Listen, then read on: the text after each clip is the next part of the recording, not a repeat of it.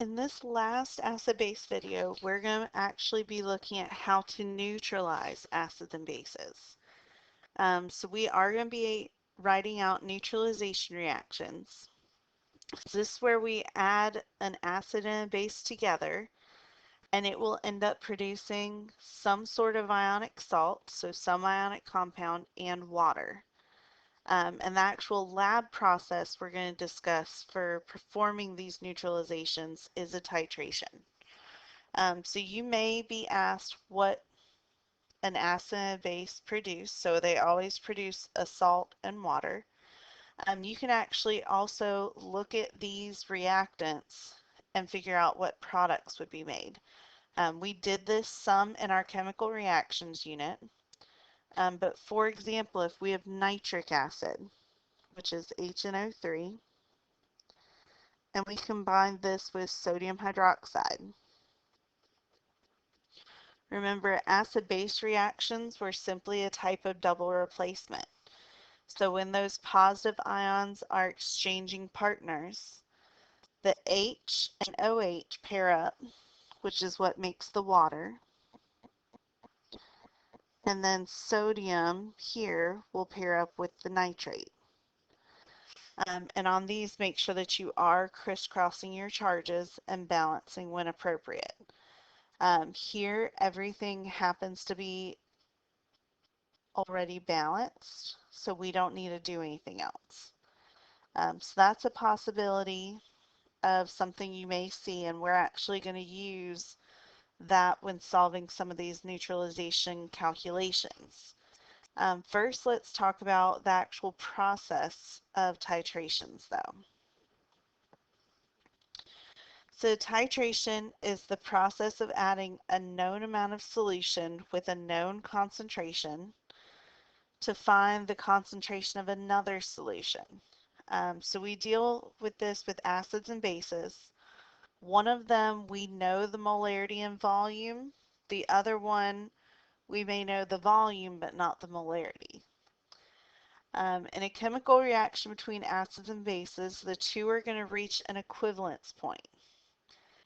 Equivalence point is where the moles of hydrogen and moles of hydroxide are identical. So this is essentially neutral. Um, so moles of hydrogen will equal moles of hydroxide. And depending on what acids and bases we're starting with, we're going to use different indicators to note when this equivalence point is going to occur for us. So how we would actually go through performing a titration. We have a measured volume of an acid or base with an unknown concentration that would be in a flask or a beaker at the bottom of our reaction. We're going to put several drops of indicator in the flask. That way it will change color whenever we've reached that target pH. And then we're going to put measured volumes of an acid or base with our known concentration in a burette, which I'll show you in a moment. It's kind of like a dropper, but it actually measures, and you can add certain amounts of volumes at a given time. So we'll add that known concentration to the flask drop by drop until we see that color change in the indicator. So our standard solution is the solution with the known concentration. That's what we had put in the burette. You've probably seen these in our classroom before. We put it here, and there's a valve at the bottom that you can turn to slowly add drops of that known solution to our unknown solution that we put in our flask at the bottom. And like we said, you're going to keep adding it until you notice a change in color, and you just want a slight change in color of the indicator. If you have a bright change in color, you've got over titrated and gone too far. So whenever we notice this slight change in color in our indicator, that's when we say we've reached the end point and our reaction is neutralized. We've hit that target pH.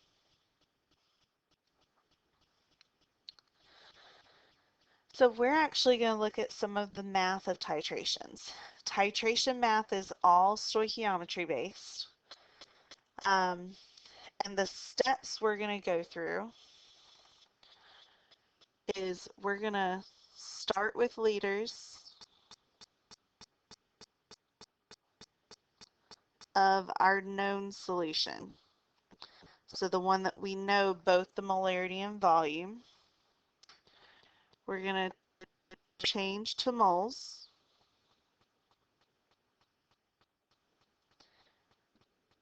with the molarity that's given, because remember molarity is moles per liter.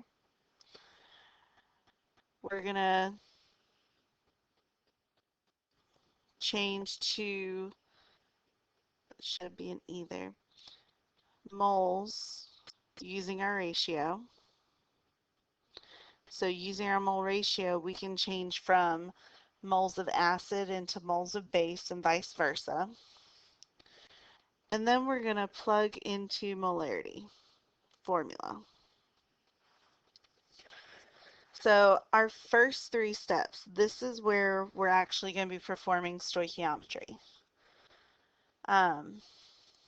So those are kind of the steps that you're going to go through throughout this whole process anytime you're performing a titration. Because we need our mole ratio down in that third step, we do need to make sure to write out our reaction so we know if it's a 1-to-1 ratio or a 1-to-2 ratio or a 2-to-3 ratio. So let's look at here we have hydrochloric acid that is being used to neutralize potassium hydroxide.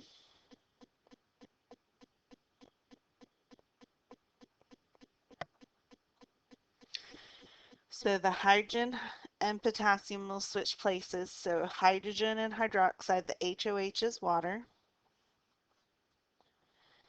And potassium pairs up with the chloride, and that's a positive one charge and negative one charge to make KCl.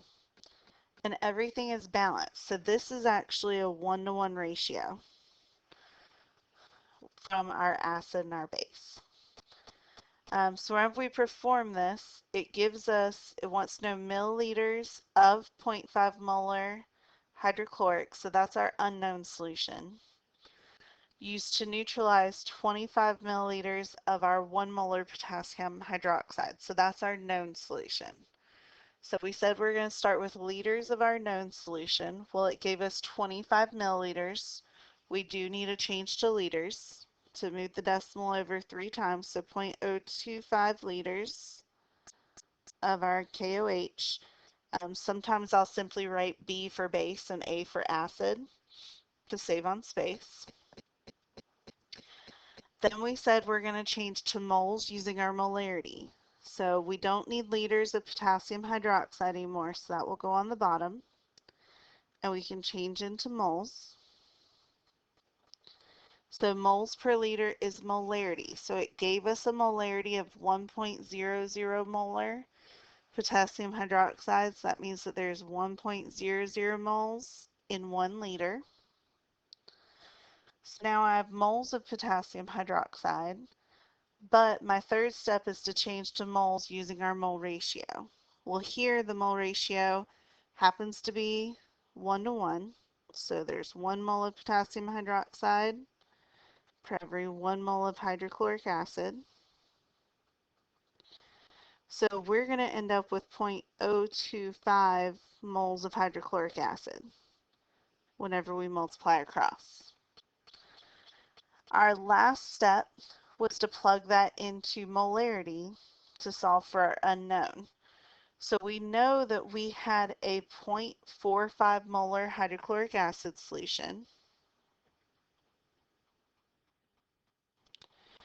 We know that we have 0.025 moles based off of our stoichiometry, and we need to know liters or milliliters. So liters tends to be the hardest part to solve for in the molarity equation. So remember, we have to get it off the bottom. So we end up multiplying by liters on both sides and then dividing by the 0.45. So that gives us 0.0556.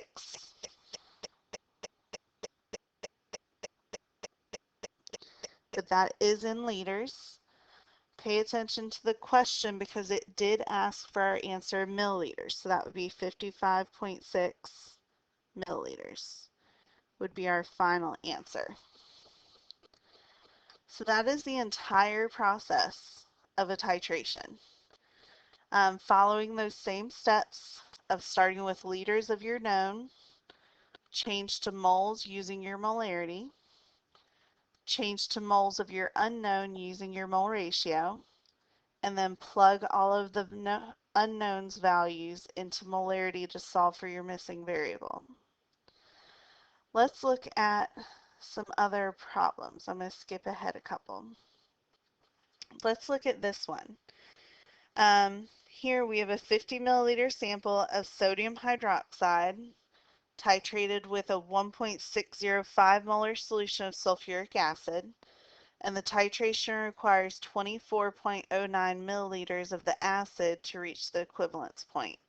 Wants to know what is the molarity of the base. So I'm going to scroll up so I can give myself a little bit more room to write. So first thing we said to do was write out our equation. That way we have our mole ratio for that third step. So this is where some of your nomenclature skills come in. So we had sodium hydroxide is NaOH.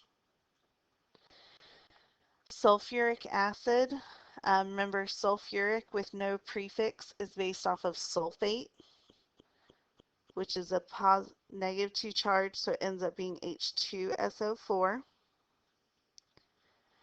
Remember when they exchange places, the HOH makes water. And then sodium will pair up with sulfate. Now sulfate's a negative 2 charge while sodium is a positive 1, so there will be a 2 here. So this is not currently balanced. So we do need to add a 2 in front of sodium hydroxide. So our sodiums are balanced, our sulfates are balanced, but look at our hydrogens and oxygens. We currently have 4 hydrogens on our reactant side, but only 2 on our product side. So we will also include 2 waters. So here we have a 2-to-1 ratio between our base and our acid. So to start with the titration, we said we need to start with liters of our known solution. So it tells us our molarity of our acid and the volume of our acid. So our sulfuric acid here is our known solution. So we're going to start with the 24.09 milliliters, but we said we need to change to liters. So that will be 0.02409 liters. I'm just going to put A for acid to save myself some space. We said then you're going to change into moles. So liters of acid will go on the bottom. Moles of acid will go on top. So moles per liter is molarity. So our acid molarity was 1.605 molar. And that's per 1 liter. Then we said use your mole ratio to change into moles of your unknown. So to change into moles of base. So we're going to go from moles of acid into moles of base using our balanced equation. So we had 2 moles of our sodium hydroxide, 2 moles of base for every 1 mole of our acid. So we can solve for moles of base right now. So 0.02409 multiplied by 1.605 multiplied by 2. So we have 0.0773. We'll just keep a couple of decimals on there. So 0.0773 moles of our base. And then we have to plug into molarity. So we did not know the molarity of our base, so this time we're solving for molarity. That's equal to the moles, 0.0773 moles, over liters. It said that we had 50 milliliters of sodium hydroxide. So remember liters, that would be 0.050. And whenever we divide, we get that this is a 1 point, see, everything up top was at 4 sig figs. So if you want to do it to sig figs, it'd be a 1.547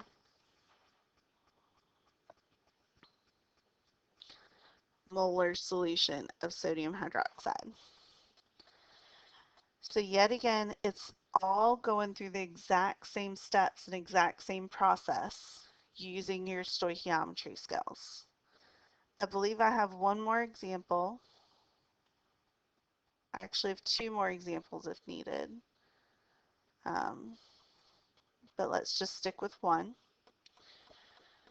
So here we have a 20 milliliter sample of a solution of strontium hydroxide that's titrated with to the equivalence point with 43.03 milliliters of a 0.1159 molar hydrochloric acid solution. What's the molarity of the strontium hydroxide solution?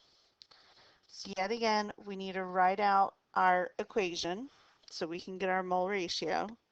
So we have strontium hydroxide and hydrochloric acid. So we'll end up with strontium chloride. And remember, strontium is a positive 2 charge. And then the HOH will end up making water. Here we need to multiply chlorine by 2. We have 2 hydrogens and 2 hydroxides on the reactant side, so we will need 2 waters. So here, yet again, we have a 1:2 ratio, but now we have more acid than base. So we're going to go through the exact same process. We're going to start with liters of our known solution, which is the acid, the hydrochloric acid. So the 43.03 milliliters will be 0.04303 liters. And yet again, I'm going to put A for acid, just to save some writing space. Then we said we need to change to moles using molarity. So we need to get rid of liters of acid and change into moles of acid. Our molarity was 0.1159 in 1 liter. Then we changed from moles of acid into moles of our base using our mole ratio, which there's 1 mole of base and 2 moles of acid here. So that will give us moles of our base, so 0.04303 times 0.1159 divided by 2. So we have 0.0025 moles of base. And then we can solve for molarity.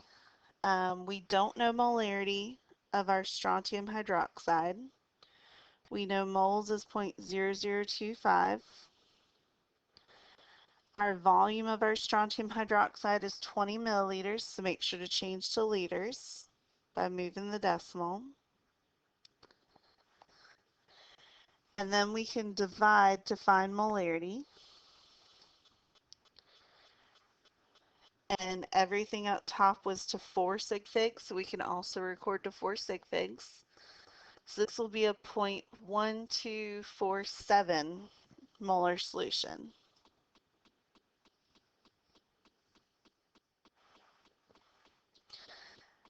And that should be, we're going to skip the last example.